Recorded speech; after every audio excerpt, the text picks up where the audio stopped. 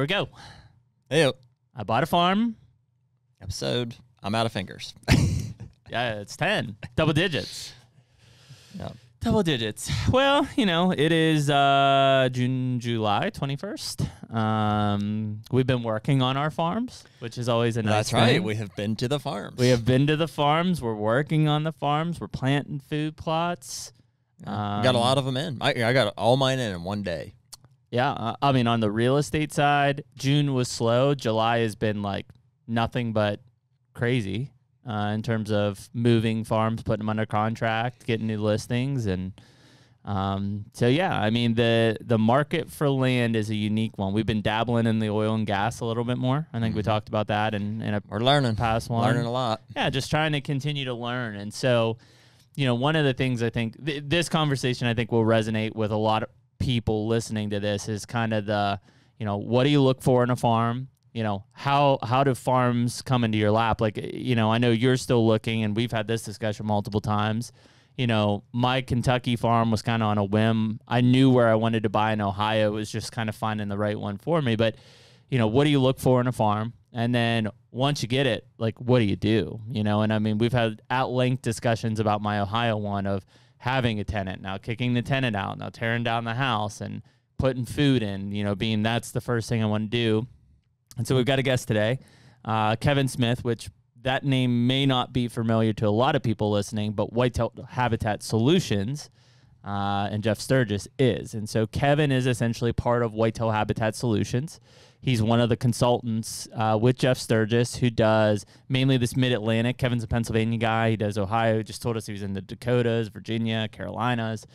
So he covers a large territory of consulting using, let's call it the Sturgis philosophy. Sturgis method. He's a student of Sturgis. The student of Sturgis. But Kevan is more than that. In fact, when Kevan and I initially connected, Kevan is a former major leaguer in baseball. In fact, he's a World Series champion in baseball. Last year, he was part of the Atlanta Braves organization when they won the World Series. And during that time, Kevan and I kind of had this discussion. We were talking deer grow and stuff, and he basically was at a point where he's like, I know baseball is about to eclipse here. You know, what's next for me? You know, and we just talked about it kind of pre-podcast here is, you know, he didn't want to be retail. He didn't want to be marketing. He didn't want to start a hunting show, you know, but he wanted to be in the hunting industry. He wanted to be part of that. And he's a very hands-on manager, which you guys will hear today. But also, I asked him, I said, "Hey, you don't have a TV show, right?" I had to ask him first because I was like, man, so many guys just, you know, they end up buying a spot on the outdoor channel. Pro sports to outdoor channel, and like they never make money on it. It's just a write-off, you know. And Kevan didn't. He decided to, and it was great timing because Jeff had told us that basically, you know, he's one guy. He can only do so much. And so I know Dylan does some consulting for him, and now when Kevan you consider does. the amount of properties that Sturgis is turning down, he just didn't have time to do. What, Yep. It was like 2,500. Yeah, it was crazy. A year or 2 years ago. So now Dylan and Kevan are doing some of that consulting work, you know, as part of the Whitetail Habitat Solutions team. And all of that together has kind of really led to, you know, our conversation today, which is, you know, Kevan has transitioned out of baseball, out of Major League Baseball, to essentially a private consultant, you know, who's dealing on multiple properties all across the country, you know. Under that Whitetail Habitat Solutions name, right? Under So, I the mean, flag. he's representing the, you know, that school of thought, which is buckwheat, switchgrass, Yeah. you know, no-till. build it and they will come, essentially. I think 100%. Sturgis, and I'm anxious to hear Kevin's approach. But I mean, and we heard Sturgis a few weeks ago say that the type of or one of the things that he values the most about a farm that he would consider buying or is doing consulting on is tillable ground, essentially. You know, stuff that can be planted, structure can be infused. I think, you know, timber and especially good high quality timber value is like kind of an afterthought or just something to deal with, essentially, more than a build it and they will come approach, which is unique. You know, it's cool because, I mean, if you have tillable acreage, anybody can take and apply these things with the right tools and the right strategy and method. Certainly one that I wish I would have employed earlier. And while I'm taking a little bit different of an approach, and maybe we'll bounce that off of Kevan as well, you know, every property provides something different. Trying to achieve the same outcome, though. Oh, for sure. You know, that's a structure. That's the unique thing here. Yeah. So deer habitat. Yeah. So interested Solutions. to get and you guys are kind of seeing how this podcast series is evolving from acquisition. How do you get the property? What's the funding sources? How do you finance it? Ways to make money on it. To now, it's like, okay, what are we looking for, and what do we do with it? And so we're just kind of going to keep evolving and learning in these discussion points. And so we've got Kevan Smith today. Nick, bring him in. You got us, Kevan? Yep, I'm on here. Hey, man. What up? Thanks for coming on, dude. It was sorry, Jared, and I kind of got rolling there on your intro a little bit, but I love the Sturge way. Yeah, man. Can you hear us, by the way? Oh yeah, I can hear you. So see, we always tell people we're just fine. Can hear us. Sometimes you guys are saying how you're talking crap on them, and I'm like, well, they can probably hear you. Yeah. So did we screw anything up? Were we pretty good with the opener there? No, you guys nailed it. I was impressed. The student of Sturgis. There you go. Sturge, the Sturge way. My cousin calls him Habitat Jesus. That's so I told funny. him he needs to make a T-shirt with like a robe, and he's Savior like of habitat, like a mock vine scrape, long hair. That's It'd be so awesome. good, dude. Well, how funny is that? Well, and you know what's really cool? I mean, obviously, I Bought a Farm as kind of a spur off on the Hunter podcast, but you know, one thing that we hear a lot is people appreciate us bringing in, you know, Jeff's point of view and Don Higgins' point of view and Winky's point of view, because you know there are definitely overlaps in it, but there's also very defined differences in what people we enjoy the look differences. I mean, frankly, a Yeah. lot of our conversation is, well, you know, Jeff said this, but you know, Craig said this, and Bill does this, and it's like everybody's got a different opinion, and all of them have killed some giant bucks. And so for us, it's like, how do we piece all this together and apply it to what works on our farms? Yeah, the question is like, who is right? And it's like, I think they all are, and they're, you know, it's just what case scenario does it need to be applied to? Right, and I think. Obviously, you guys said what I do now post baseball, but all these clients I go to, they're always scared to tell me their opinion or what they think or what they see. And I cut them off immediately, say, no, I want to hear how you're thinking. I want to hear your experiences. I want to hear how your mind thinks in these senses, so I can adjust to basically how I'm going to teach you and how I'm going to learn off you as well. You know, everybody has different parts of success. You know, some people are going to have success with summer food. Some people aren't. That farm is going to dictate what's going on, that deer population, all these things that I'm sure we'll kind of get into as we get rolling. But every property is so unique. How it's hunted is so unique. The neighbors are so unique. So to really categorize one way isn't the best outlook, I feel. So. Yeah. Yeah, I think it's so important. You mentioned like learning from the clients as well. I know, like as real estate agents, people, our clients essentially pay us for our knowledge on real estate. You know, being able to guide and navigate through like a land transaction, and like, man, we learn so much from our clients, and in a lot of cases, it's dads. You know, real estate agents' worst nightmares. So the dad comes on the showing, and we're there to share our knowledge on a property, but you know, we found the best approach is to just say, hey, listen, there are obviously things when it comes to utilities or way certain homes were built that we don't have all the knowledge on. And so if you can teach us, you know, that's a great way to bridge the gap, I think, between, client and service provider. And so cool to hear that you're doing that with deer properties as well. Yeah. I think a lot of guys are maybe embarrassed. You know, when you're a young kid, you're scared to ask a stupid question. Yeah. But I've had some of the funniest questions. I should honestly keep a log of, like, I had a client, 79-year-old man. He was amazing. And he believed that he could tell the sex of the deer and the age of the buck. And we would be walking down a trail and he would stop and get real close to, the deer poop. And he'd be like, yep, 2.5-year-old buck right there. And I almost I wanted to my phone out and start recording this because I'm like, this Funny. is so genuine, and he firmly believes this. Yeah. That I mean, I see so many things, but I love it, right? Because it tells me kind of where they're at or what they've experienced or kind of their history of hunting. But like especially I said, especially with deer hunting, man. It's like people's. I'm sure there's some crazy stuff people believe. Crazy beliefs, and I think that's where Jeff has excelled on the sense of he debunks a lot of these things that maybe we've all experienced or we've done in the past on what works, what doesn't work. You find out real fast. He's, a no frills, no bullshit kind of guy. And he's going to basically tell you how it is. The first thing that got me locked on is if you don't want to use chemicals, just turn my page off, stop watching me. And I'm like, all right, that's awesome. Like he's at least like he's just being honest up front. He's not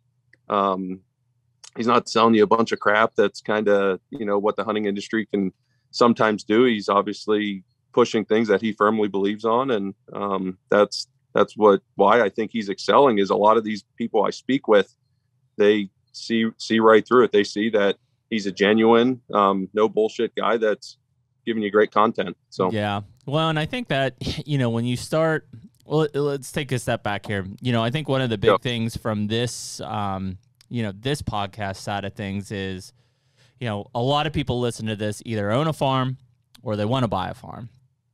And in a lot of cases, because it's not only a big investment, it's an emotional investment in many cases. I think people probably react and buy a farm that maybe checks some of the boxes, but not all the boxes, especially in a market that we just got out of, where a farm hit a market in 2020 and 21, and within the first week, it had 5 offers thrown at it. And so people felt urgency.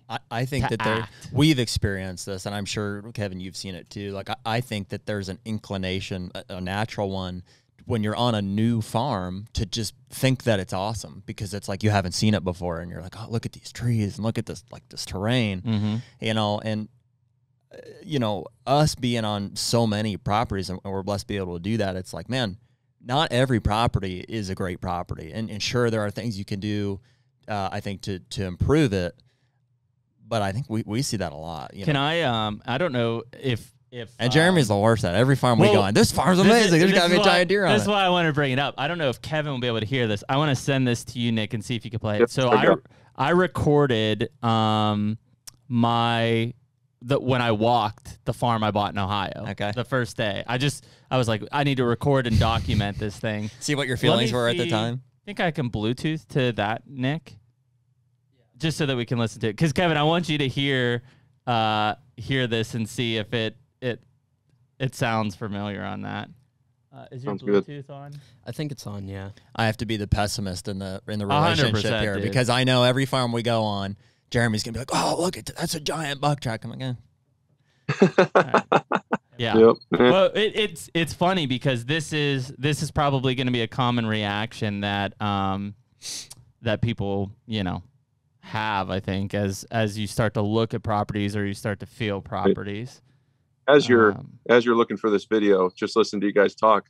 I had a buddy ask me. He goes, "Hey, all these farms you've been on, how many of them would you have actually pursued and bought?"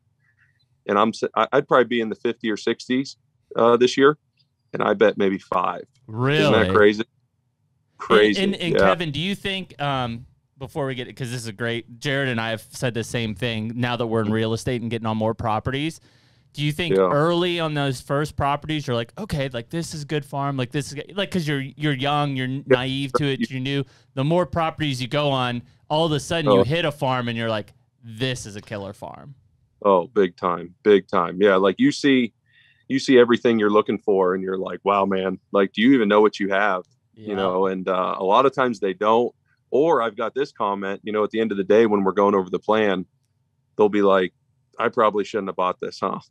Wow. And I'm like, no, single property, every property can be improved. I'm not saying you now that you know what you want to look for, you might find something in the future and, sell this property based on, it's set up for whitetails and everything. But, there's definitely features of properties that you try to avoid, or you start seeing, maybe my 40-acre piece is only 30% efficient. Maybe 70% of it I can't even hunt right, or I can't even access right, or it's just all big trees and rocky soil that you can't do anything with it. So I've been on numerous properties already in this first year where you can almost see the client being like, man, this is going to be a tough one to do. But, they can go through the proper steps. Certain properties are going to demand a lot more excavating work. You got to wait for timber guys to get in there, which, I'm hearing as far as 2 years out these days. Yeah, because everybody's been booking it with the prices.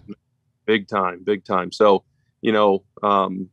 when you guys just had Jeff on recently, I listened to it on the way down to Virginia on a trip, and he basically said it perfect on the sense of, look for that open ground, that tillable ground, because at the end of the day, the trees you might be sacrificing, you would have had to wait 2 years, or that money that you would have had to put into dozing or putting all that stuff down really isn't worth your time or effort to go through that. So you start adapting and learning. And that's what's so unique about my farm. When I bought it, I knew it was a wildlife spot, just with like neighboring properties and like neighboring opinions. But now what I know and kind of what I see, it was a good buy. It's certainly a farm that I would have got, moving a couple years ahead.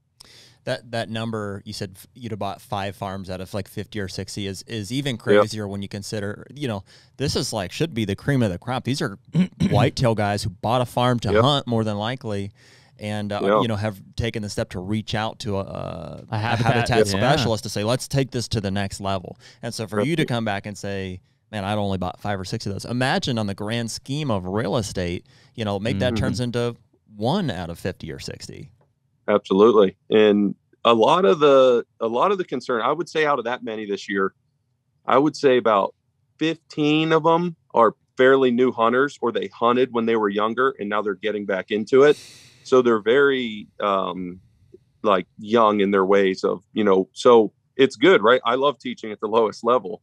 But on the other sense, the majority of the concerns are access. I mean, that will be like number one on the phone before we, decide to book that client is, I cannot figure out my access. I can't get to this stand. I can't get here or there. And what you have to realize is, you have to either alter your access or you literally leave the farm alone. You don't hunt it.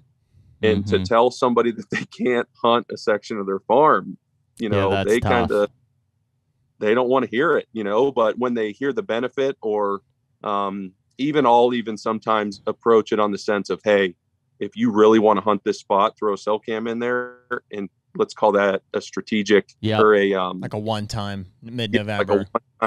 My cousin calls it like a surgical attack. Yeah, 100%. It's like you have one chance to do this, and if you blow it out, you might be high-fiving the neighbor on that buck. So it's just one of those things that you have to navigate through. But a lot of times with properties, you can usually find if access is brutal along your borders, you might find what I call like an access ridge or a main trail they utilize and almost divide the property into 2 parts. Yep.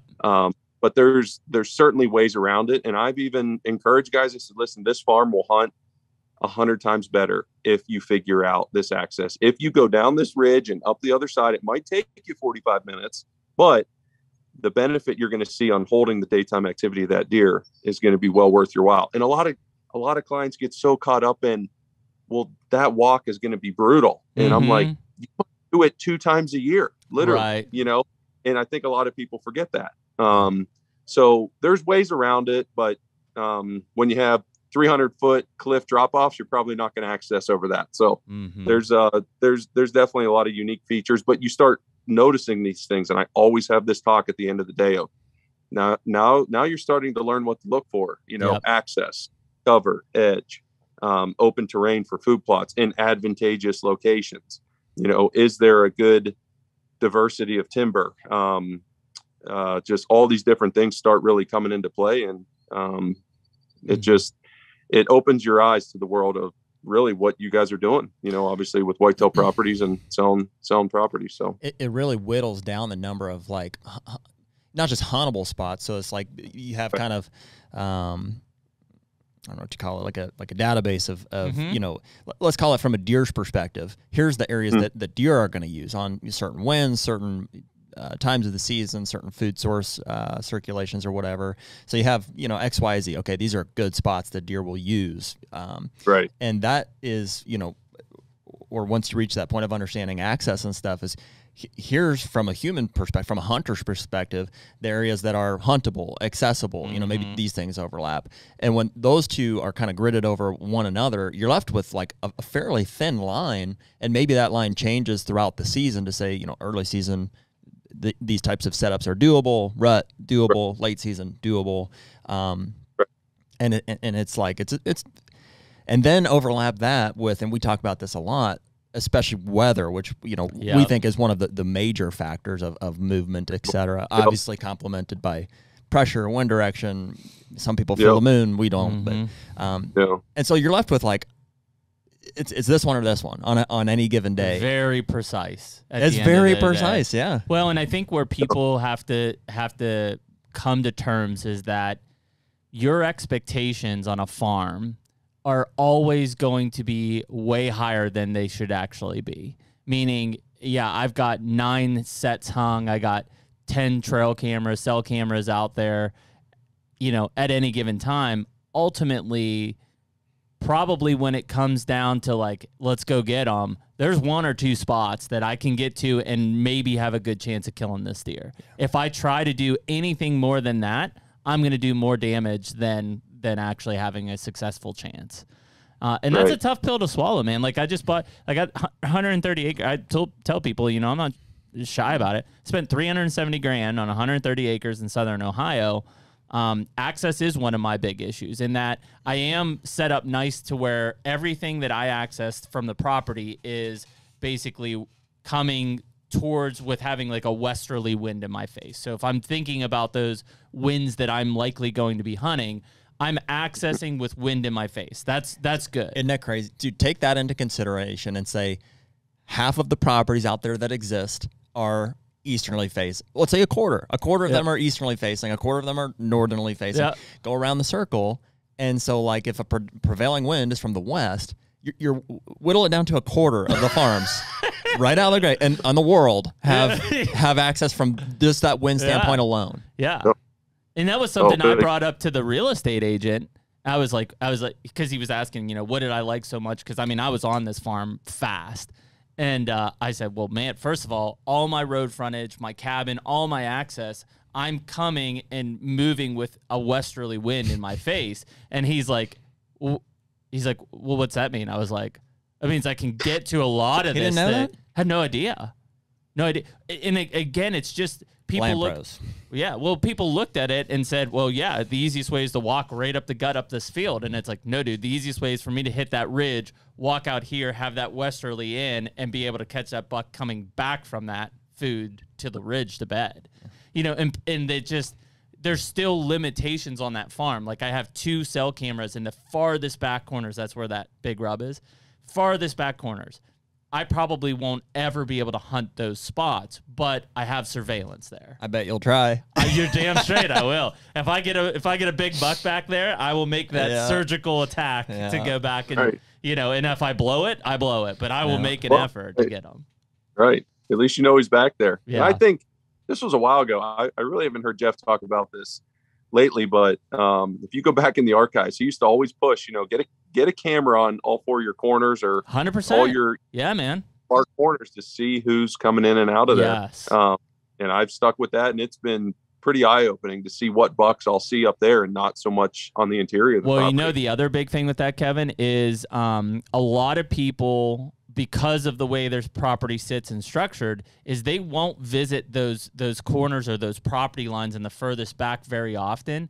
To me, that's one of the first places I went to when I looked at this farm, because I want to see what activity is on my borders. If all of a sudden there's tree stands and garbage and things like that all over the place, you know, scent wicks hanging in the trees, I know that they're getting pressured. So when I walked that property, I didn't even go through the middle of the property. I literally went up to the line and I walked the entire perimeter that I knew was like, okay, if there's pressure, this is where it's going to be. and I didn't see anything, not a single indication that somebody had actually hunted in those spots. Now, I'm sure they did, but it's not like someplace, like we talk about your leasers that were on your farm. Dude, it was lined up with tree stands on the property line. We do that when we're walking properties we're getting ready to sell too. And 100%. I think we've just learned over time that, you know, we have the least control over, you know, properties just across the border or at the border. So that's the best place to look and see, okay, what things out of my control, you know, are existing here. And then anything internal to the property, you know, we can at least influence You after have the the best fact. property in the world. If you've got shit neighbors, you're in trouble. Yeah. Yeah. Just big how time. it's going to be, man. I've seen a very common mistake a lot of guys will do is they'll think, okay, I'm going to throw a food plot right up against that pressure. Yeah. That way that's the tail end of the deer movement. But what they don't realize is they're going to be throwing the daytime activity of that deer onto the neighbors where they're hunting 100%. these deer. Yeah. I can think of already 4 or 5 properties right now where these guys are mediocre hunters at best, and they were killing all the big deer in the daytime, and the neighbors had these beautiful, luscious clover plots right on the border, Right on the property line. the client property. Mm. And I'm like, just a vintage example of these deer, you know, daytime activity on the neighboring property, and then you're seeing them at night wondering what's going on. Well, they're only living a couple hundred yards from your property. They just know they don't have to come to that food plot till they have the cover of darkness. So that's why, like, a strategy I follow big time sturgisms is, you know, we Sturgisms.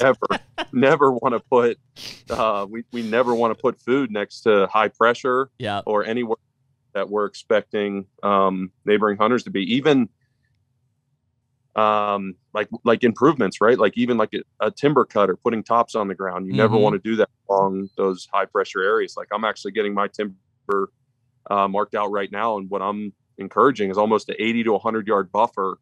I butt up next to state game lands. So I don't want tops. I don't want, you know, all this regen coming up right on my borders to where, you know, these guys will shoot into your property. 100%. So anything you can do to keep that attraction down. I've even thought about taking out all my hard mash trees along my borders, all my oaks, all my, you know, anything that's dropping that these deer are going to be attracted to, and almost keep it just like a wasteland is going to be a benefit. So the buffer is a really interesting concept. And, you know, the other thing that, you know, Jeff did a while ago, in fact, I was not long after I bought that Ohio place, was, what is it? His distance to cover calculation there. You talk about that ability from a food access point or a disturbance point to the back edge of your property line. How much room and space do you have there? And is it suitable for especially those mature bucks? Because we talk about, you know, those does and fawns being closer to the food, and then like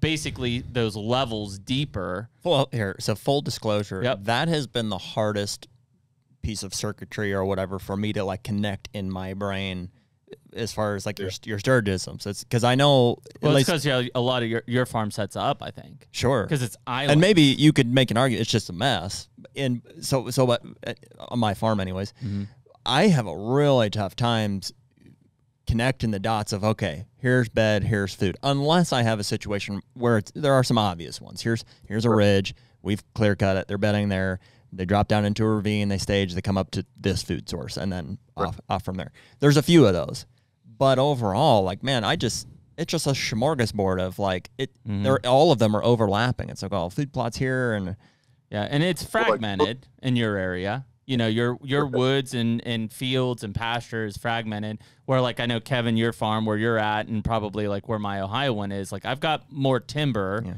and very isolated open areas. Yeah. You know, so there is just bigger blocks of area that those deer can literally live in.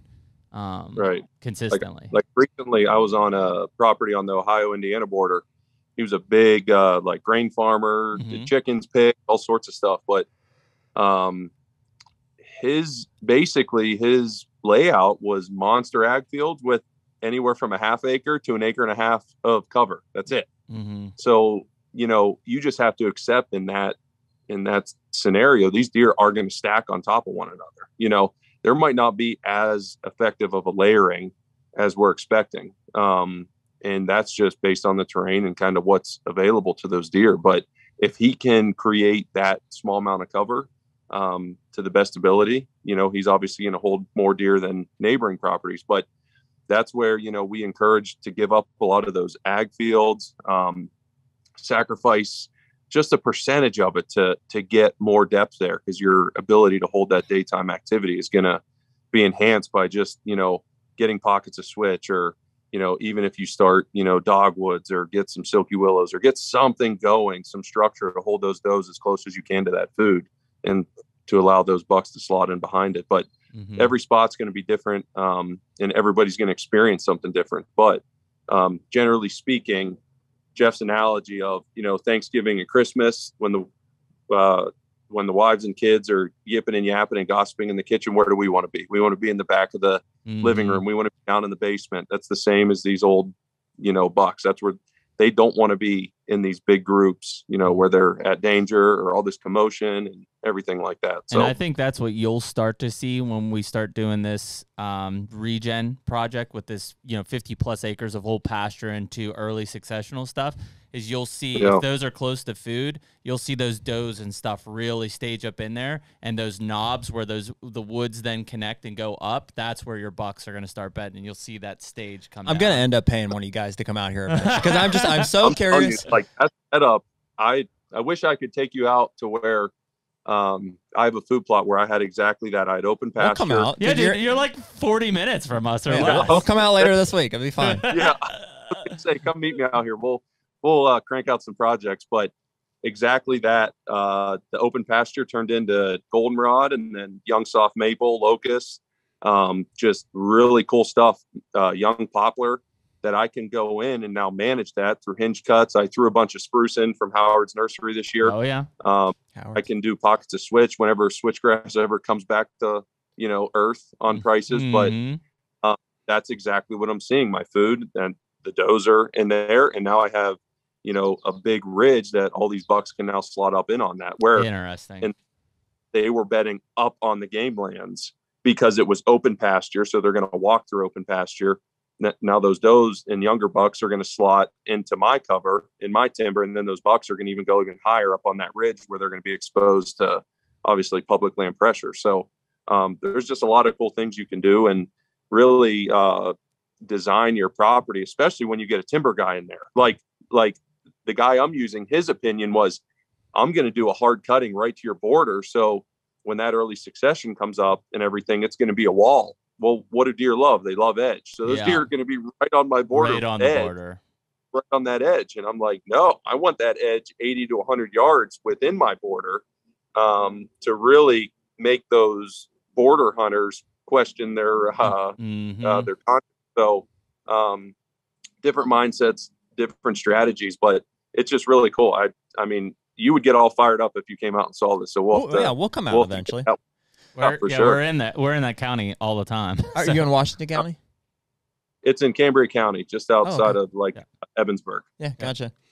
I think what's I think what's tough for me, and maybe I'm trying to like simplify it too much, but like that diagram or whatever of hiking, not to sell it short, but I mean that to me it seems like it's kind of a one-dimensional. At least in my mind, when I visualize that, I'm like, okay, in the back is this, at the front is this. But in reality, like when I look at like my place, for instance, or any farm, it's like, well, it has to be three-dimensional because there's another food source over here. And so like when I go out to like my property, for instance, with the mindset of, okay, I'm going to figure out, or maybe I'm using past knowledge. I mean, I have intimate knowledge of the farm and the deer that are there. And I'm like, okay, I'm going to try to understand how this is happening. How are we layering these, how they're stacked? And then when I get out there, it's very much like, well, there's deer, they're everywhere. They're bedding everywhere, and they're feeding everywhere. Yeah. It's like I run into deer. There's a ton. We have a ton of deer, but maybe too many. Right. And I see there's a lot of times where food plots are too close. Like me personally, and I've talked to Jeff about this, is we really always look to find that like good 200 yards of depth, right? Obviously smaller parcels, different features, terrain, that's going to be limited. But I always strive for about 200 yards of depth from a food source. So, and you'll hear Jeff talk a lot about, we try to keep our food very consistent across the board. Yep. So the thought behind that, which I've seen it, is we want, certain doe family groups, dominant bucks to relate to one food source, a different cover with food relating to that food source. It's the same as, Sure. out in Ohio where you can throw a bunch of corn piles. Well, as those corn piles diminish, that dominant, scrappy 8-point is just going to bounce from corn pile to corn pile, pushing all these different deer off, or those big doe family groups are just going to keep harassing those bucks and they're going to just push them off the property. So if we can keep as much consistent food and have specific cover for that food source, that's going to maximize your ability to hold multiple bucks, but also, have more doe family groups, more younger bucks, more mature bucks. And when you, hopefully harvest one of those deer, that's the ultimate goal at the end. It's a constant battle, right? You're always improving, you're always doing things. So, but that's the fun part, right? Yeah, no doubt. Well, and I hope that like with time, I'll kind of gain some clarity of. Yeah. And sometimes you have to get rid of a food plot. I mean, I've had guys, they've had a food plot for a decade and I'm like, this has got to go. Like, this does not work for either your depth, for your access. Guys, will walk right through the middle of a food plot right in the evening to get to a box blind right in the middle of the food plot. Obviously sometimes that'll work in certain states and, certain unpressured deer, but when you're hunting out here, and I mean, generally everywhere, unless you have tons and tons of acreage where you can really count on that deer being as unpressured as possible, you can get away with things like that. But generally speaking, I'm on 25 to 250, 300 acre properties to where you cannot take that risk of pressuring that deer too much, because he will pack up and vacate as fast as anything. So, I was just going to say, I think people, and I'm using it this year to get to some of my box blinds. I'm putting screening up and stuff, but I still think that ensues like an overconfidence too. Like the fact that you've got screening, you're like, oh, now that I've got screening up, like I can easily get in it. There's still like your scent's still drifting. There's still pressure. Like it, just because you think that they can't see you doesn't mean that you're not pressuring that area. And it goes back, and obviously, Kevin, like I know, like we've got kids, like in our farms, like my kids want to be on the farm, they want to do stuff. The cool thing about my Ohio property is that is the least visited farm that we go to. So, it's not going to get much pressure besides when I actually come in there and hunt after management. And that's huge. I'll say this, like we're all super blessed here, man. I mean, my farm is in Ohio, actually, and I want to circle back to this corn pile comment because I think that really muddies the water, even though we use them. Yeah. So my family farm is just shy of 1,000 acres. It's a big farm, and a lot of it is old pasture ground that we haven't quite figured out how to turn into usable acreage. And we've struggled, to kill deer over 4 years old, or we've always had a handful. Just the acreage is large enough, and there's enough ground out there that we have a few. But it's tough. It's been a real struggle, and it's a tough place to hunt too. The access is difficult. A lot of ours are opposite. So, like we said, a prevailing wind is we're accessing from the west quite a bit, and that hurts us. So. Right. In more recent years here, like maybe 2 years ago, I've got a good friend out there that's a forester that is a land investor as well. So he's picking up kind of some farms here, and he's got kids and stuff. But because those are remote farms, and he likes to deer hunt them as well, the reason he's given me permission is we tackle it together. As far as I've bought some box blinds for those, and I run the cameras, and we do the food plots together. We just did them this past weekend, and those farms, by far and away, even though they're much smaller in acreage, are way better for killing big deer. I killed my first booner off one of them last year, and it's because the pressure's not there. We don't touch them. We just plant the food plots, we set the stage, and we stay out. And and I fully believe, dude, that if my farm was the same, like if mom and dad weren't out there giving farm tours every other weekend, I mean, it's their farm, so it's they love to use it, and I'm happy that they do that. But there's no doubt it has a major impact on the deer that we're seeing on those properties. Yeah, no, it definitely does. And we certainly encourage, you didn't buy just, if you bought the property solely for hunting and you don't live on it, and I mean, the more you can untouch or leave it alone, the better. But if you're living on it, we definitely encourage, from February to, I mean, me personally, I'm probably not going to go on it much in August. but early September, enjoy your property thoroughly. If you have a pond, go fishing, all sorts of different things. But come hunting season, it's almost as critical. And I have young kiddos too that are probably going to want to rip 4-wheelers and dirt bikes and all sorts around. But it's just one of those things that I think that is a common theme that you're experiencing. They're right? best kept separate. If you can find a way. Right. Or exactly. manage your expectations. I mean, if you're you're going to use your farm and stuff, that's just how it is. Or cabin placement. That's a big one. Huge. Hey, I'm looking to put a cabin on this property. A lot of times, where's that house? That house is in the middle of the property. So everything changes. You're basically designing that property from the inside out instead of the outside in, because you're going to be your access at the end of the day. So,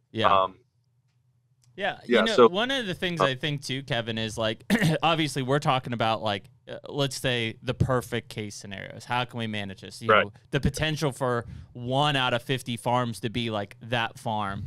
The reality is at some point you have to decide what you want, because there'll be people that are looking for the perfect farm that frankly you'll never buy one, because it will never come across your desk, or it never comes on the market, or whatever it might be. And so ultimately you got to figure out, like, I think there's probably very few people listening to this saying, I want a turnkey farm. Like, I want something that I can walk into, it's set up, it's ready to go. Hey, there's a new business for you guys. Right? Yeah. Oh, we've already talked about it. And, but then there's a lot of us who it just has to have the structure and the bones to make it work, right? Access is a huge one. If the fact is you have very limited access through one area, and that's how you access the entire property, you're gonna have a tough time. Well, I mean, I think the more intimately I get to know my family farm and the farms that I hunt there, it's like, and even the ones that we walk here in PA that we're getting ready to sell, is like, it almost seems like you're buying situations. Yes. Like this culminations of opportunities I was talking about of deer being there in the first place, using certain areas that are huntable. It's like there's only a handful of those. And if you can identify them on a property, either on the initial run through or starting with topo maps, and then confirm with boots on the ground. And I think everybody's going to have their general criteria after they, absorb what they believe and don't believe in when it comes to a good property. But like for me, like just sitting here thinking, what am I looking at first, right? Like I'm looking at the shape of that property. I've been some funky shaped properties to where if you get into too narrow of properties, or there's a big chunk here with a little connector, and it's basically dividing your acreage. So you may think you have 50 acres, but it's really 2 20-acre parcels where you got to use the other 10 acres to access, right? Kev, have you the shape is a big one to me. Then I'm looking at, I always want to walk property borders. I always want to see what the borders are looking like. Can I get food in, right? Everything starts with food. So if I'm walking like borders of a property and I can't get much food in, I'm probably not going to be looking at it.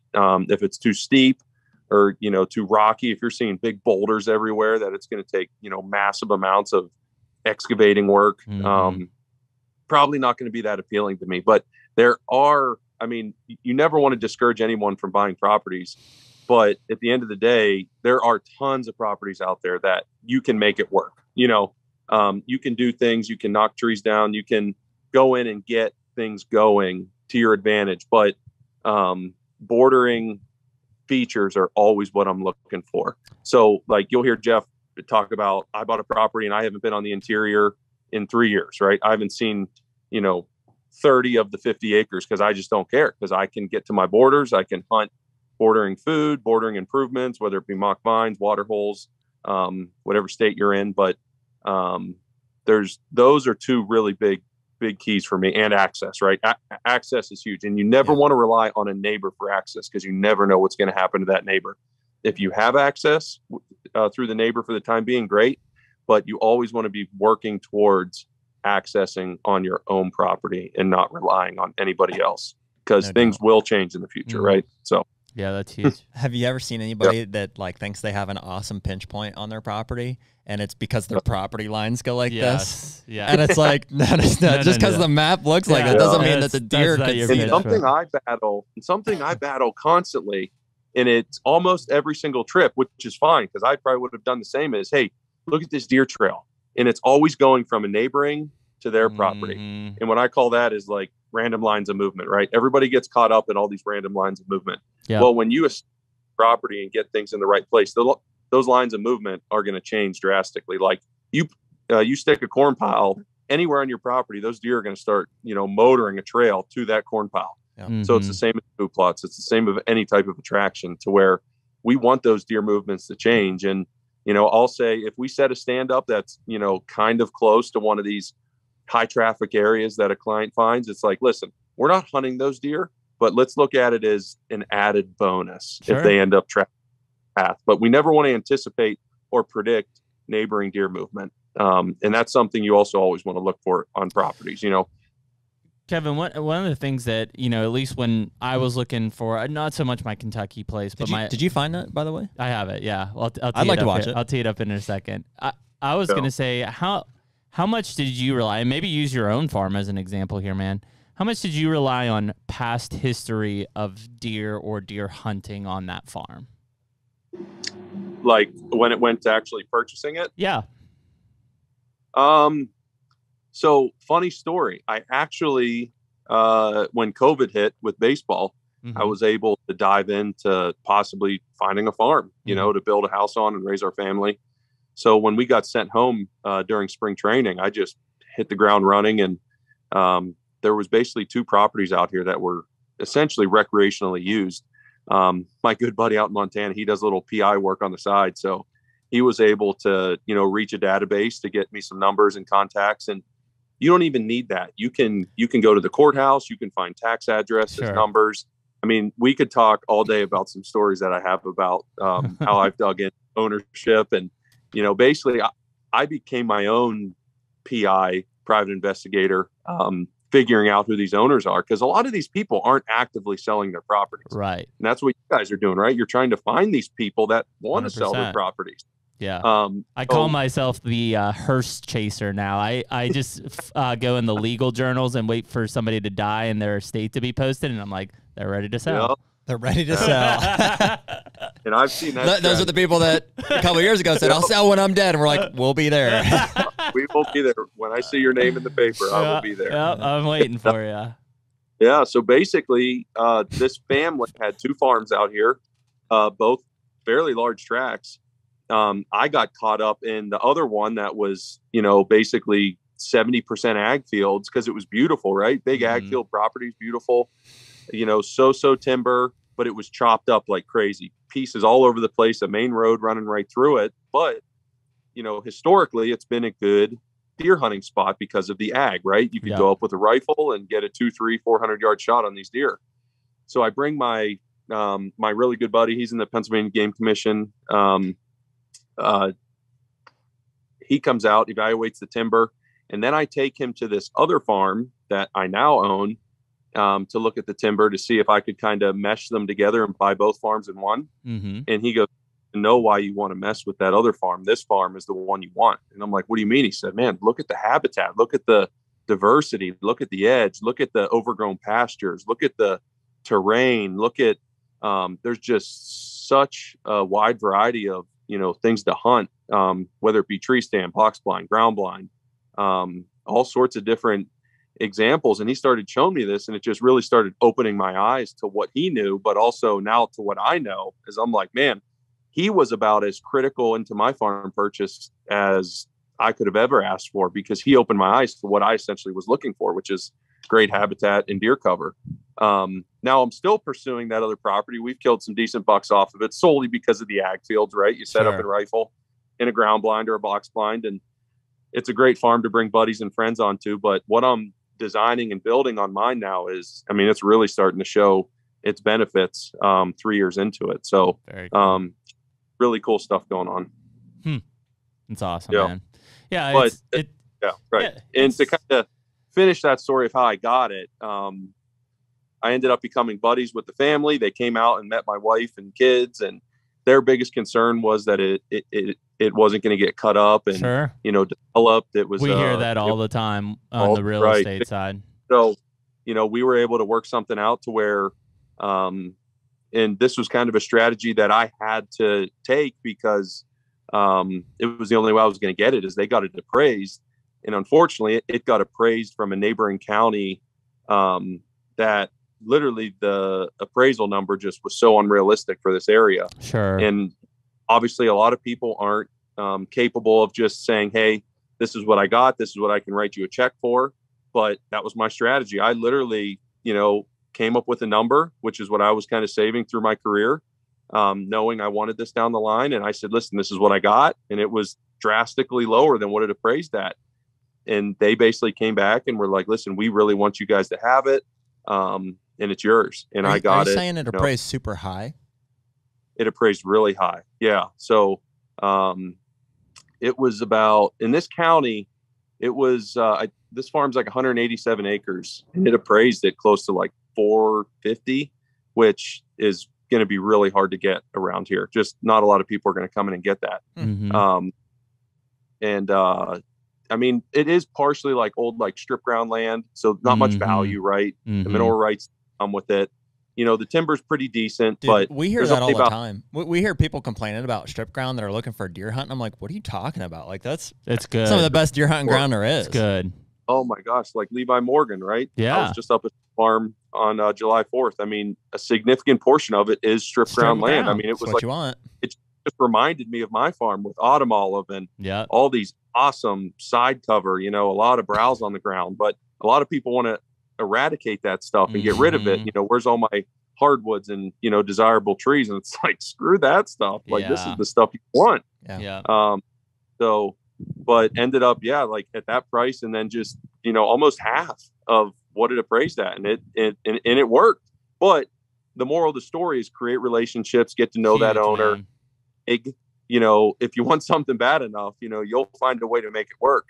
Yeah. Are you saying you got a 187 acre farm for $200,000? Yes. Holy maybe. crap. Yeah, that's a pretty good deal. Right? Mm-hmm. Yeah. And I mean, and I basically got the motivation from my mother-in-law, who they have 50 acres up the road, and they couldn't afford a big farm like that. And they just kept writing the owner, getting to know the owner, and he eventually sold because he wanted them to have it. And Nice. that always stuck in the back of my head of like, okay, huge. Goes a long way, man. Man, there's so many, far. And there's so many people now that just don't really have the communication skills. They're not personable, so as soon as you strike up a conversation with somebody, especially someone that just wants someone to talk to, you'd be shocked where you could get, just be friendly. The biggest mistake that I see, just even in our young real estate careers, is, first of all, listen, if you haven't owned land, or if you do own land, it is a very, very emotional thing to have a piece of land. And if you're going to approach someone, I don't care if they're desperate to sell it or they don't want to sell it at all. If you're going to go to them and think that they don't care what happens to that land after it's sold, you're lost, basically. Yeah. Well, and your number is a direct, that's your expression of your opinion of what their thing is worth. You say, hey, so that number is important. And I understand why people are hesitant to offer, because they're afraid to offend. And I got a good deal on my own house that way, similar to kind of how you did it, Kevin. It was for sale by owner. They had a bunch of people look at it. I essentially pleaded to them to, like, this is an amazing place for me to raise my family, and I was a little desperate too, because I was moving halfway across the country to come back here. And, at the end of the day, I said, hey, listen, this is as much as I can offer. If it doesn't work out, no biggie, but I would love to, have your house and property. And they called me and said, yeah, it's yours. Dude. And I think that's critical, is you can't be afraid of hearing no. Like, what's the worst they're going to say? No. And you're like, okay, like, they're not going to be offended. It's just, if you stress your desire and, you're not, and especially I think what really, touched their heart is, we wrote a very heartfelt letter, basically what I can afford what we want to do with this. The property was beyond anything we ever dreamed of having. Sure. So, and I think they understood that. And, at the end of the day, I think that cash up front is what, made them seal the deal with that. Now, if I was financing, it may have been a little different, right? I can say no banks, no liens, no pending sales, no money hung up at XYZ. Mm-hmm. So it was a farm that they're basically dispersed all over the country. They have no connection to it anymore. And now basically with you, Jeremy, I had a farmhouse on it, and it's crazy to hear your stories because is that the one you sent me the picture of like burning? Oh my God, it's all burned down. I'm literally looking at it across the hill here. And I mean, I couldn't get these people out for a year and a half. They were living basically rent free. They were paying $150 a month to the previous landowners, no lease agreement, nothing. And there was about 8 to 15 of them living in there, and it was only a little dinky 3-bedroom, 1 bath. Wow, 8 and to it was 15? Yeah. Oh, it was insane. I mean, the amount of people that they could squeeze in there. But like you, right? Like, you don't want to worry about issues. I mean, you experienced the issues. Thankfully, I never had any type of malicious activity, even though I did get, videos and stuff of them, some drugs around my barn. I mean, it's a 100-year-old barn that I'm sitting in right now. Yeah. And I'm like, you kids even realize how quickly you could have lit my barn up, right? Yeah. And it's, there's all these things that I was worried about. So you put it off and you put it off. And then, like what happened with you basically hit your breaking point, and now she's gone.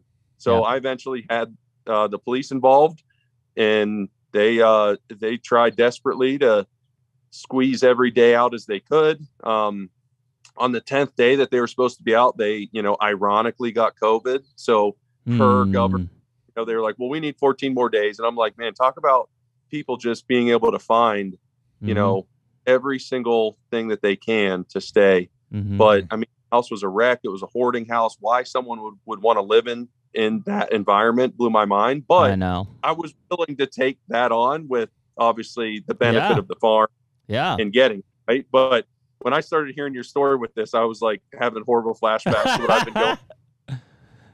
Yeah, dude. I am in the, I mean, fortunately it's clean. In fact, it's in the midst of being disassembled.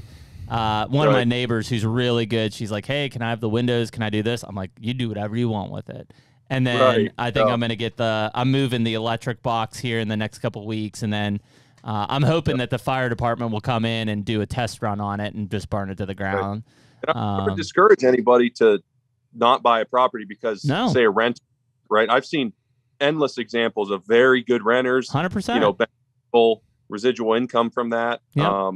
My family, my cousin up north has amazing rental or rent, and it's a great gig for them. But when you get into situations like this, where you're dealing with, the riffraff and people that are taking advantage of you. I mean, I picked up 3 industrial size garbage bags of just fast food bags and bottles, and people, if it would have been respectful, which a good renter would be, right? You would be encouraged to let them stay. Each property have its ups and downs, but when it comes to something like that, I would encourage anybody, just get law enforcement involved before, to your point with obviously your tractor, but even to my point where it essentially held off our building of our house because I couldn't get these people out of here because I was trying to be the nice guy, never win. Yeah, well, and it's an uncomfortable. First of all, people don't like confrontation, right? It's an uncomfortable situation to be in. To be honest, my escape, besides the fact that I was basically like, I'm going to burn down your house anyways, was the fact that she was on HUD assistance and the renewal was coming up, and I simply just chose not to renew. And so I didn't even have to go through an eviction process. If she wanted to keep her HUD and get it activated on a new residence, she had to go out. Otherwise, she would have lost all assistance. So it was a very easy process. In fact, she left 3 weeks early to avoid paying rent for that month, which was great for me because now I could, move past it and start working on it. Happened, fairly recent ago. 100%. And then when I met, like, did you get her out? And you're like, she's already out. I'm like, shit, would that take about 2 weeks? 2 weeks, Took man. years to get these I people know. out. Well, and I've heard nightmare stories of Yeah. 2+ years, and yeah, and you know, for me, it obviously, like I don't have, you know, FU money to just like burn down the house essentially and lose that value. But it came down to, like, I bought that farm for my family to enjoy it, to have it as recreational. And the last thing I want to have to worry about when I finally get down there to enjoy it is somebody over there and somebody doing this, or I'm not there and breaking into this house. Like, it wasn't fair to my neighbors. And it wasn't fair to me. And so, you know, I made the conscious decision and I won't ever look back. Right. And that's where, even when you're looking at property and what to get, you know, it's worth your time digging into the neighbors, into the history of the property, you know, before you really commit to making an offer. Because all those things, I mean, I've seen properties where guys buy it, and I'm talking some rude awakenings of like, you know, just criminal activity, cutting tree stands down, destroying trail cameras. I mean, I know, man. Crazy. All these things that, you know, if you can dive in a little bit, could really save you a lot of heartache in the end. So, you want to hear my first impression? Let's see. This is, and the cool thing was, let's see, Nick, you got it back flying again? Yeah. The cool thing was when I bought this farm, or when I walked this farm, it was November 7th or 8th. You know, so we're talking, you know, it was rut was kicking, and it was like a warm day or something. It wasn't like anything. Giant rub over here. Giant's great. Well, that's what I'm trying to see what we've got here. I would tell clients, that's nighttime activity. Don't worry about it. Yeah, probably. I think I was fairly realistic in this. I ended up buying the farm, obviously, so I can't be that realistic. All right, here we go. Ready, Nick? Yep. Guys, well, it's the 9th this morning. Can I sit? Yeah, I'm not in a stand, but if you've heard Jared and I talk, we're starting to look at buying property, so I'm actually on one in Southeast Ohio, and you gotta love when you see that. That's a monster scrape. In fact, I think there's got a buck right here off this point. Fresh pea in it. I'm in this big oak ridge up here. Beautiful property. But like I said, it's investment. We're gonna hunt it. Can't fall in love with it, but we can enjoy it. So this might not be. I promise I'm not in love with it. In general, land ownership is something really special to Jared and I know to a lot of you guys. So I'm gonna keep easing through here. I might do some more updates if I find some more sign, but look at your eyes. Monster fresh scrapes. That gets me excited. November 9th, get out there. Good luck, boys. And I bought it. Nice. Right there.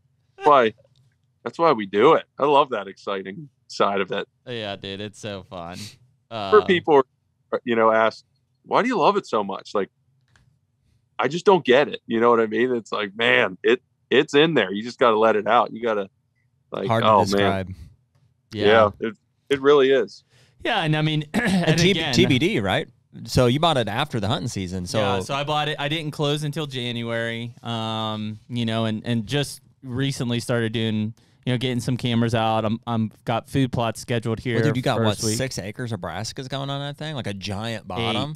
8 acres. Yeah, it's going to totally change the dynamic. Yeah, and I mean, there hadn't been crops or any food plots on that for 6 or 7 years before that. And or I mean, anywhere in the area. It's big, and again, you know, there's summer bucks, but I mean, dude, I've got a lot of deer on that property already. I think you'll pull a lot more too. Yeah, there's nothing around. It's, you know, it's all big woods or pasture fields. There's no crops. There's nothing else. So like, this is literally going to be the only corn piles will be my only. And the nice thing is, you know, whether you look at it right, the neighbor is a former game warden. He's the only one that's really hunting around me. He leases all this other property and takes like 6 or 7 guys for outfitting and stuff. But, you know, and you're going to have that. But, you know, it seems like this property could be pretty influential in the area if I add this food into it, you know, and eventually start cutting some timber. Because the other thing is there's a lot of mature timber. There's a lot of pine on these ridges that I just want to clear cut out and let it regenerate for bedding and stuff. So, yeah, I mean, you don't know. But my goal when I bought that place, the first thing I want to do is said, all I want to do this year is just add food. And if I could add food, that's going to give me the first step of what do I got? What am I working with here? Right. You know, and I asked that history part, Kevin, because I was very adamant for the previous owner to share some data from me from previous years. And they've killed multiple 140, 150s off of there. They sent me pictures of a couple 150s, 160s. So, I mean, the bucks were in that area, and no offense to those guys, they weren't doing shit. Like, they were showing up, they had PVC pipes full of corn, and they hunted, you know, a couple weekends a year. Right. So, you know, it's a big thing. But the first thing I did before I even put an offer, and I walked the property, I was like, all right, I like it. I want to buy this. I went immediately to the neighboring landowners. Because if I ran into those guys and it's like, oh, yeah, you know, 10 of us hunt this, or, you know, they're complete meth heads or whatever, then it's like, yeah, I'm not buying Or they come out speaking Dutch and you're like, ugh. Yeah. Yeah, exactly. I mean, you can say it is. I honestly thought I was going to have more issues with people that I ended up not having issues with. It was other people that really were not even on my radar for the first couple years of my property. So, but my strategy was, and I'm sure you guys have talked about this, you know, go and meet every neighbor, you know, be nice, kill them with kindness, just let them know what you're doing. And like, I basically cut off the direct route to the public lands above me. So you can imagine how frustrated a lot of people are with me. But once they know me, they're like, you know what, he's a good guy, not a big deal. There's 30,000 acres of public land around us to hunt, so we'll be good. But, you know, you always get the guy, I've hunted this for 20 years. This is where I hunt. This is what I do. But you know, not anymore. Jeff approach, you got to hammer down. You got to get the law involved if it happens, you know, especially a second time. But, you know, as I, you know, 3, 4, 5 years into it, that should all be gone, and people should respect really what you're doing. And I'm starting to see that. A lot of people are kind of understanding what I'm doing, and that's any property you're going to go to. Sure. So don't expect, you know, if you find a great property with all these features that we're talking about today, don't let a neighbor keep you from buying it. You know, you can handle that neighbor. It's just a matter of, you know, let's think about where we're going to put features. Maybe we access from that neighbor's border to really, you know, keep the deer away from that spot. But there's ways around it. But that's certainly a thing that wouldn't deter me from a great property. But if it's a mediocre or subpar property and I have horrible neighbors, probably going to stay clear from it. So. Yeah. Interesting comment about people coming out of the woodwork too, like during the season. It's funny. It's funny. We talk a lot about how similar deer, especially mature bucks, are like to people as we realize our own patterns and like our, you know, the way that patterns essentially. It's funny how in the month of October and November these bucks start to do something different. They move in from a different area, or it's like all of a sudden here they are, and people are no different. It's like, you know, maybe we've dealt with the neighbor, we've talked to them all year, but all of a sudden there's this guy walking down the line. Who is this? You know, it's this guy that came from New Jersey, and he's like, well, I had permission from the old landowner and this and that. And it's like, so that's part of what makes that part of the season, you know, so special, but potentially so frustrating too, because it's like, where did these guys come from? Like, where did this come from? It's just such a blip in time, you know? And I don't know who it was, but I know a guy got busted up above my property on game lands right on my border. So it's illegal to bait in Pennsylvania. And this guy had corn literally every 5 to 10 feet from each kernel spread out in like a 50-yard area. Jeez. And it's funny, people, you know, start hearing what I'm doing in food plots. And it's like people think you have a 150-inch tied up to every tree on your property. You know, so he thinks, you know, these bucks are going to come walking through this big open timber to his little corn station, whatever he's got going on. And how he got caught, I have no idea. But it's crazy to hear, you know, sometimes how desperate someone will be to, you know, try to get a deer off your property. Happens more often than you think. Probably went out there with like a bag seeder, like just spreading corn. Yep. Yeah. Like I had a group of kids, 3-4 kids come on the property this past rifle season, steal a bunch of cameras, cards. I had a 15-foot camera up in a tree that was more like my trespassing camera. They shimmied up the tree to get that card. So, I mean, and they were talking about it, right? That's usually how people get caught. They talk about it, they can't resist. And that was a tough one for me because they're 16, you know, they still have a lot of life ahead of them. You know, I don't want to hammer them to the point to, you know, they might not get into a college because they're, you know, they stole over $1,000 of stuff. So it's like, you know, now you're talking about some serious Yeah. some serious. Well, yeah, but you got to offenses. make a statement, man, or it'll keep happening. Right. It'll keep happening. And That's that story got around pretty fast. You'll hear Jeff talk about, if you light up one guy, that story gets around pretty quick. So any landowners or future landowners that are listening to this, do not be scared to get law enforcement involved, because it's important. I had the local police officer pull all those kids out of their house with their parents, take them down to the station, scare the crap out of them. I'm hoping that, kind of directs their path in a more positive direction. They all came down, apologized, personally.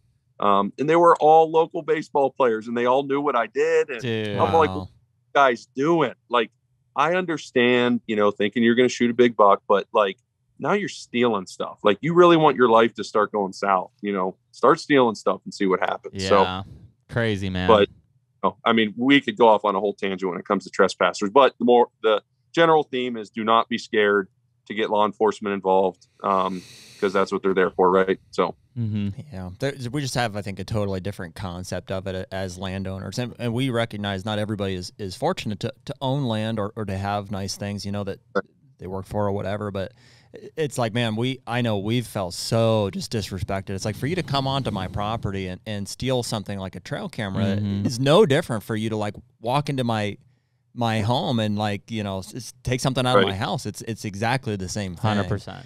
Exactly. Same. I had a guy at one of our local bar/restaurant areas. He literally told me to my face, every private landowner should all have to allow public hunting. And he told me, he's like, if I shoot a deer and it runs on your property, I'm not even going to ask you. I'm just going to go get it. And I'm just like, you can't do that. And I'm like, No.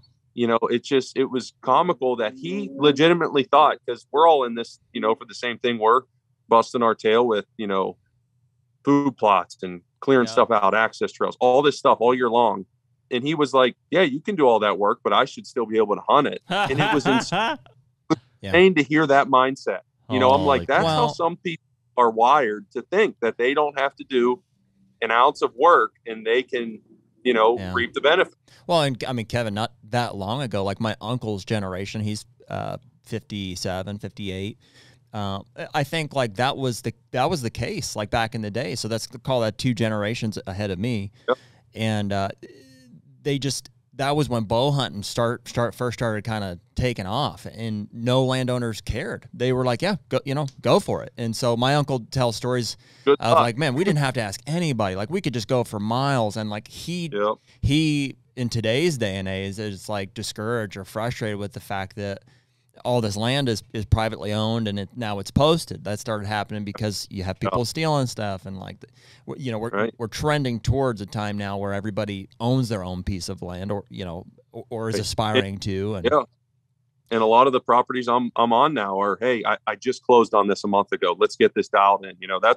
I would say half are like that. Yeah. Which is, you see this huge trend of people like, listen, I don't want to deal with this.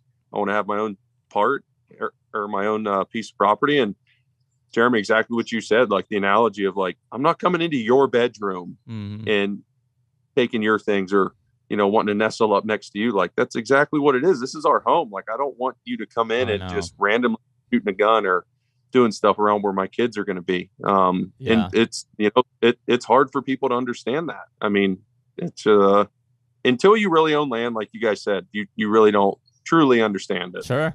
Yeah, I mean, it's a weird entitlement discrepancy there to think that you can just walk on it or trespass. And it's funny, dude, because the trespassers feel the opposite. They feel that, I'm sure of it, that landowners are entitled, and they think just because they own this land that they can keep us out of it. Oh, for sure, right? And that's the answer is yes.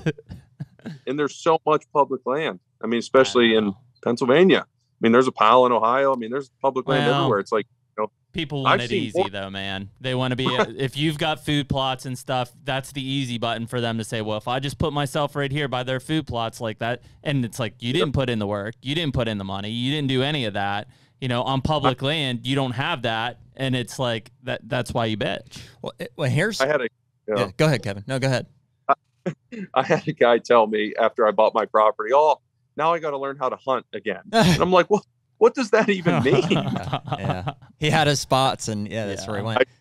He had his his perennial spot that he always went Jeez. to. So I think where I'm at with it, and like I don't know, it's what I know. I never got to experience that. I could go hunt any piece of property that I wanted. Like even from, so I'm 29, Kevin. So when I started hunting when I was 10, 12 years old, and you know, we had woods behind our house, and I had some neighbors that were cool enough. In fact, he just passed away 2 weeks ago. A guy that let me hunt some of his tree stands. That's pretty cool. And so it was always a permission deal. You know, we would get permission, and people from church, people from the neighborhood, and so we would gain access that way. And now you can still, I'm sure you can still get access. Permission. We've gotten that, but it's evolving more into having to buy land or a lease. And so while I can certainly understand like my uncle's generation and maybe people who can't afford land necessarily, feeling ousted by that, the fact that is the case, you know, it's not like I made it that way. I've looked at it totally different, where it's like I really enjoy and embrace the fact that it requires me to have a productive lifestyle in order to like yield ownership of a hunting property that I can be successful on. It's like, it's not just like, oh, I have a property and I'm a good hunter. I'm smart enough to figure out how to structure a lifestyle and produce income that I can use to buy and create that scenario. And so it's a whole lifestyle that's built around, and ultimately it's the climax or the pinnacle of that is you know, kill a giant buck on a situation that you created and paid for. 100%. That's what we all want to do. And I think that's what you guys are doing such a great job of, is creating content that makes it a little more attainable for guys that maybe think it's unattainable, right? I mean, it simply is make sacrifices, right? Maybe you don't need to go out to eat 4 times a night or a week. You know, look at your credit card bill and see how I can scrape up a couple $100 to buy that 20, 30, 40, 50 acre piece. I mean, there's ways to make it happen. You know what I mean? Even if you got to pick a side gig. That's it, man. But if you're that passionate, which we all are, and I'm sure the listeners are, if you want it bad enough, you can make it happen. So it's more so just, you know, have that, you know, come to Jesus moment with yourself of, okay, I can do this, you know, and it's exactly what I did. And it's exactly what I'm sure you guys did and what you're currently doing. You know, you're trying to find ways to make it happen. And what we all love to do. Yeah. Makes you a better person, man. Like if that's what you're saying. If you want it bad enough, like you want to kill a mature buck bad enough, if you can realize that it requires you to have a productive lifestyle, which produces income for you to buy something like that, you'll whip into shape, man. Well, and keep in mind too, like the purchase is an asset. Like we as a society fail, especially like, you know, our generation fails a ton in that the you know, people are renting still into their 30s and 40s and may never even own a house. Half these people don't own a car anymore because they Uber everywhere or do whatever. Like, the fact is, like, assets are your worth in life. And when you make a purchase of a land, yes, it's a sacrifice. Financial. Let's be fair to the guys that... Yeah, it is. Yeah, financial. But it's an asset that you can use as a piece of value for the remainder of your life. It's not like you're going to go buy a piece of 40 acres and everything you've worked for is gone. Yeah, next year it's not worth anything. It's zero value. Like, if anything, it's going to appreciate. Right. And that's what I even told my wife with this purchase is, you know, this will be our greatest investment that we've ever made for our kids, for generations. I mean, it's easy, you know, I'm sure people will be like, oh, you're a baseball player, you made a bunch of money. No, I did not make a bunch of money. It's the 5%ers of baseball that make a pile of money. I just made a lot of money in a very short period of time. So stretch that out in a lifetime, and I'm a very average living American. So if I would have had to finance this property, it's hard for people to look at it this way. A lot of people's mindset will say, oh, I just went in the hole immediately. No, you didn't go in the hole. By that purchase, you almost just doubled your money. Exactly. Now so it's the mindset of, you know, shifting how awesome that purchase was, you know, how you're going to benefit down the road with it. Not so much, oh my God, I'm in straight panic. How am I going to do this? You know? And so say we got in a tough spot and we had to sell this farm. Exactly what you said. I mean, you're not going to lose. You will not lose. You won't lose. Yeah, you won't. Well, dude, and look at to your 45 out of 50 farms that you want on, or even call it all 50 of those farms. Is like every one of those those people has the opportunity to improve elements of value and potentially sell or increase value of that asset, regardless of if it's the best deer hunting farm or not. Right. Yeah. Land is really cool. Whether it be, you subsidize or, you accrue some money from the timber or from timber, crop leasing, cash renting, oil and gas. Yeah. Leverage your equity, recreational value, food plot. Dude, go down the list. Ways, but in the end, your property's not losing value. It only should be going up. Yeah. So if you get it at a good price, right? If you overpay and all those things, but do your homework, understand the area, know what's realistic, what you can afford, but don't look at it as a car purchase where that car is going down in value every single day that you have it. Unless it's a 4Runner. Yeah, no doubt. Right. Well, cool, dude. We appreciate you coming on, man. Thanks for chatting with us. I know we ran over a little bit on our time there, but I think if you're up for it, it'd be really cool to get you back maybe closer to September, October as we get towards the season and we start talking about those. I think we could have an entire discussion on like how, property access and how to improve property access and stuff. And I think that would be a critical time. Yeah, there's a lot of cool things you can do with access. And I'm learning every property. Jeff's 100%, done man. Over 1,000, I think he talks about, but I'm just starting to scratch the surface, and I swear every property I go on, there's a new obstacle. Like I'll always get was this a hard one? And it's like, yeah, but I love it. Like that's where I'm learning how I'm finding ways around these issues. And that's what makes it fun. Anybody can really design a perfectly square, full border access, fairly flat terrain where you can get food and then create interior. But it's the crazy looking ones that makes it challenging. I just have one last question in regards to like the management plans that you guys are writing for people. I assume there's no way 100% of people are executing the plans to the nth degree. That's a funny question. Yeah. Well, and I'm thinking about it in my own situation because I have obviously some ideas. We're pulling information from all kinds of. In fact, I'm going to implement a project this fall that I think is somewhat contrary to what Jeff has advised, and obviously that's not no disrespect to Jeff. It's well, so like prime example for me, right? Like I have in each property and area is going to dictate what you plan or what you do. Like for me, I'm having a lot of success. I planted a lot of perennial clover with my rye last year, so I mowed the rye out this spring. And the clover is booming. Well, my bucks are in here like crazy, but they really don't have anywhere else to go. Like similar to what you were talking about your property in Ohio, Jeremy, on no ag fields. So they're going to that highest food source right now. Now, in my mind, I'm almost thinking about possibly only spraying out half of it to keep that attraction. And now we start getting that fall food source going. Yeah. So there's properties where you get a lot of summer food in there. You are going to attract does. Like that farm I told you guys about that I was going to buy first before I found this one, mega giant doe problem. Like it's like only grocery city in the middle of New York City. It's horrible. Like if I own that, I would almost cut all that ag out because it is a genuine problem. And that's only a mile up the road. So you can see how even a mile away can dictate what you're planning, what you're seeing drastically. Yeah. So, but to get back to what you were talking about, I asked Jeff, I said, Jeff, how many of your clients, really implement what you're, putting together? Well, and here, I'll tell you this, Kevin, literally what it is, Jeremy and I, the way we see Sturgis is he's the switchgrass man. Like he's, turning to switchgrass. And so I've got all this wasted pasture acreage. And so instead of putting it in switchgrass, financially is a big part of it. A couple different reasons. I'm going to just do like an early successional habitat management project. So I'm spraying in the fall, burning, disking.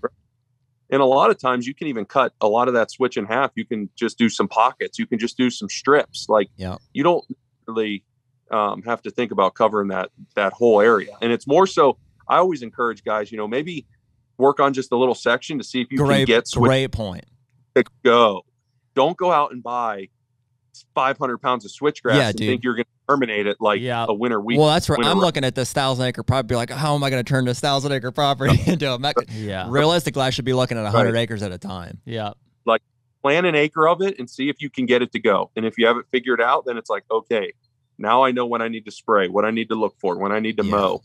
There's so many cases of frustrated switchgrass plantings that, you know, Jeff definitely has it figured out. You go to his farm, holy smokes. I mean, beyond impressive switchgrass stands. But I think at the end of the day, a lot of people think it's like a throw and grow kind of strategy. Man. Yep. Did you plant any this year or no? I did plant a little bit in that farm. A strip? Yeah. So what I was gonna do, because what's the herbicide that you spray on it that doesn't affect switchgrass but like kills the other stuff? What's what it's called? Like the detergent, like the broadleaf selective. Yeah, it's like a selective or something. So I planted some in a screen area, see how it comes up, and if it comes up, then I'll invest more because I have some. I bought 15 or 20 pounds this year. I just didn't use it all. But it was because, like what Kevin said, I don't want to go and plant it all and it all fail, and then I'm like, shit, like that's a lot of money wasted. I would say a big thing, and Jeff talks about it a lot, is what I see a lot of people, and obviously we're kind of going off on a tangent, but a lot of people end up just spraying out their switchgrass, right? Where Jeff will mow it 3, 4, 5 times just to keep those and to let that switch catch back up. Yep. So cross seed it, get your simazine, your glyphosate and everything in for that spring.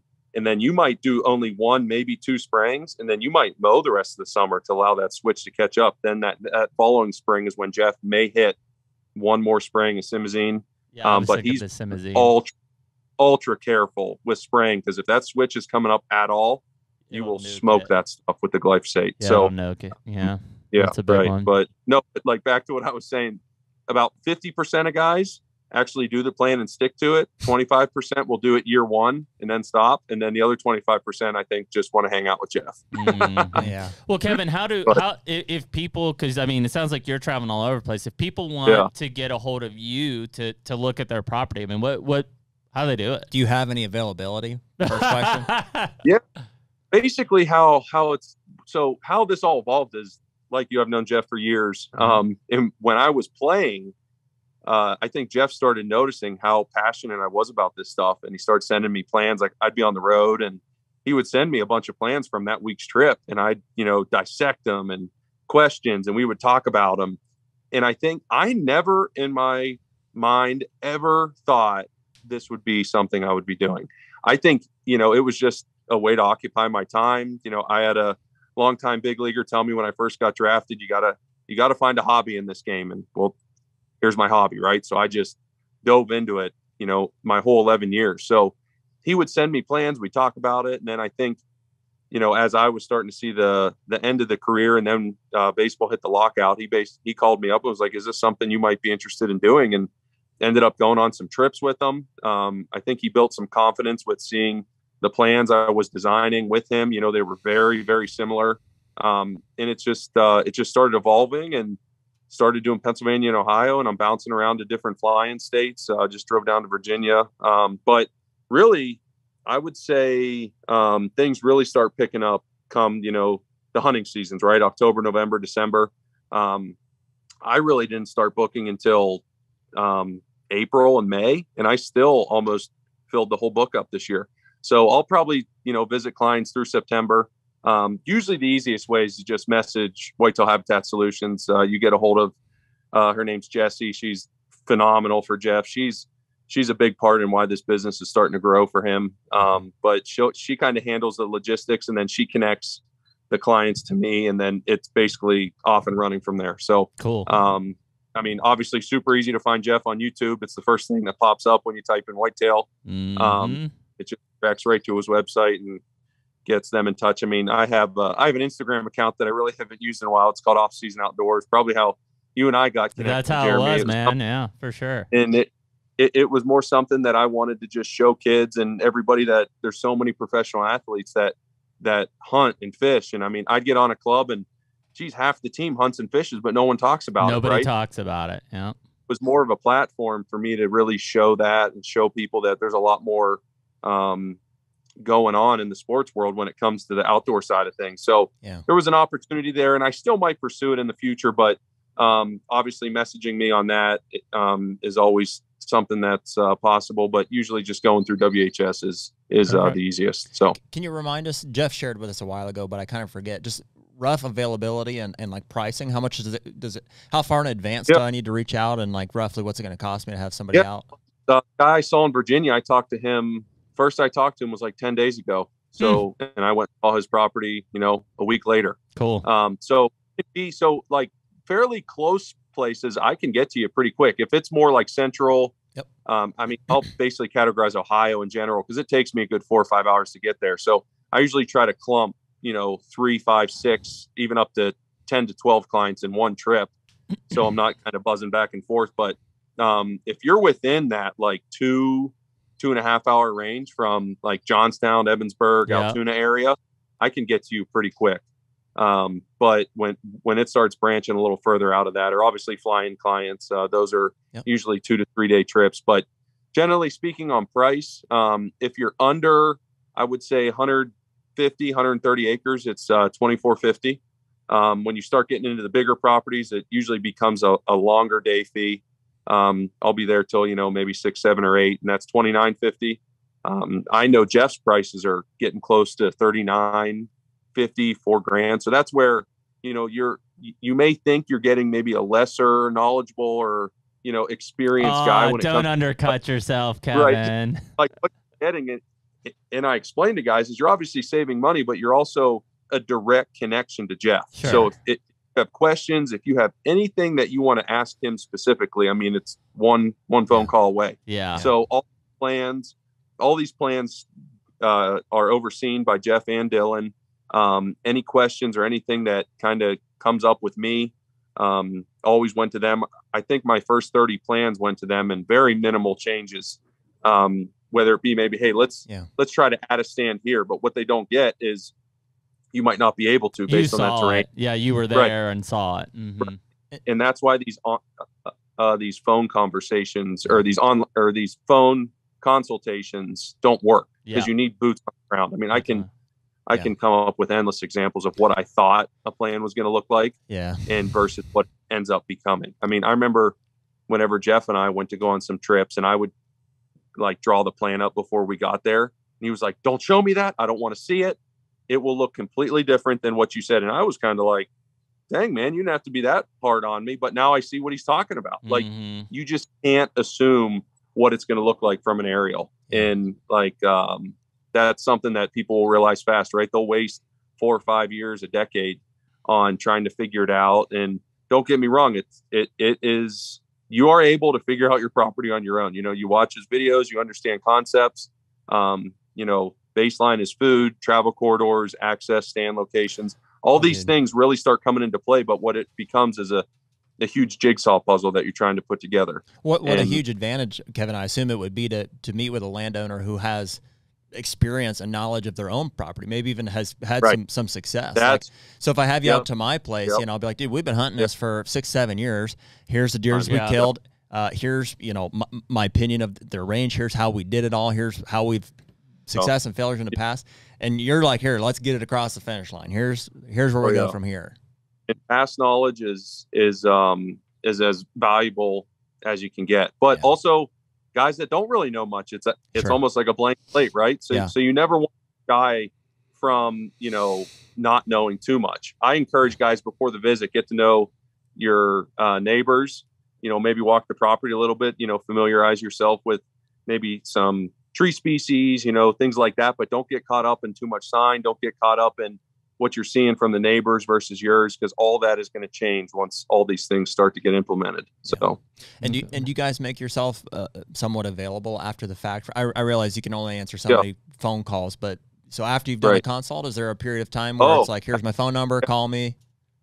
It's a constant give and take. I mean, I usually, set aside a couple hours on a specific day or something where I'll basically go back and answer a bunch of text messages, or if a past client needs to get on a phone call, all of that is always going to be available. It's never going to be a one and done. Things are constantly evolving. And I personally, and same with Jeff, is he wants to see the success of his clients. He doesn't want to just go in. give this little map and be like, all right, I'll never talk to you again. Like, I have guys sending me trail cameras of target bucks that they're after, you know, in spots that we discovered in places that they can advantageously hunt these deer. So I'm already getting excited more than maybe what I have going on my farm. Yeah. I mean, it's really cool to see the excitement, and ultimately like-minded guys like all of us start having more success than what they were experiencing in the past. Isn't that cool? That seems to be the evolution of deer hunting is because it's not an impossible thing. Like, there will always be new deer and new challenges, but after we've killed a few of them, you know, you start to really enjoy seeing guys who are as passionate about it as you are, or who are just getting a taste for. It's like it's the same thing. It's like these guys are relying on your opinion and your, you know, what you're putting together for them, and it's like kids, right? You're basically holding their hand along, and you know, when they have success, you have success. And it's a very rewarding feeling at the end of the day. And this will be my first season, and these pictures flooding through. So yeah, that'll be awesome. Exciting, man. It's pretty cool. Yeah. So it'll be cool to revisit this down the road and see kind of how things are evolving, and, you know, the different things that we're all adapting to, right? I mean, it's all changing. So, very cool, man. Cool. Well, dude, we appreciate your time this morning. We won't hold you up anymore. It's probably hot. It's getting hot out there, I bet. It is getting hot. Yeah, it's pretty breezy out. I may go out and set some cams here. I don't know. There you go. Like that. Well, we're gonna go try to sell some property this afternoon, I think, and very cool. From there. But yeah, dude, let's make sure we get you back on here as we get later in the summer or early fall. Maybe we'll plan a trip out. If we're invited, we'll come out and just, you know, get to know you, take you out for a beer or something. Yeah, dude, for sure. I got some good spots for wings and beer. So I love it. Oh, wings sound pretty good right now. I'm starving. That's awesome. Well, listen, Kevin, we appreciate it, brother. Thanks for coming on. Everybody check you out at Whitetail Habitat Solutions. And man, thank you so much. Yeah, later. Thank you guys. Keep putting out this great content you are. It's awesome. Thanks, man. Yeah, very cool. Talk to you. Yeah, awesome. Yep.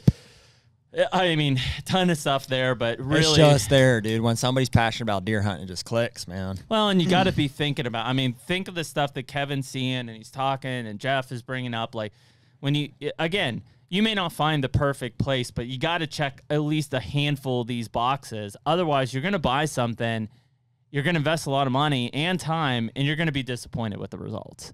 And I'm not saying that, you know, every property that you buy is going to be shit. It's just there are certain aspects you need to see in a property or manage your expectations to know, like, okay, cool, it's an all timber property like my Kentucky place. I'm never going to have 20 acres of food plots on it. It would take me X amounts of dollars to clear timber and then have poor soil. And like, it's just impossible. I have 4 acres of opening there. That's what I'm planning. I got 8 acres of opening in Ohio. That's what I'm planning. You have too much opening to where now you're setting it back to cover. Yeah. You just have to understand what you're getting into. And every situation is workable. It's not like, oh, you have what you have. And no property is the same. That's the good news. Every piece of property can be improved on. 100%. And you'll see that. I mean, I think if you pay attention to what Kevin and Jeff are doing, or even hearing us on this, listen, we're gonna drop tips, and these guys are dropping tips. There are certain things that you can identify on a property, and it's a box checked. And if you see it, great. If you don't see it, it's okay. What else can you check off? Note it. If all of a sudden you've got a list of 10 things that you should be looking in a property and 2 of them are checked, really consider if that's your best option. Yeah. If it is, go for it, man, and enjoy it and try to make it better.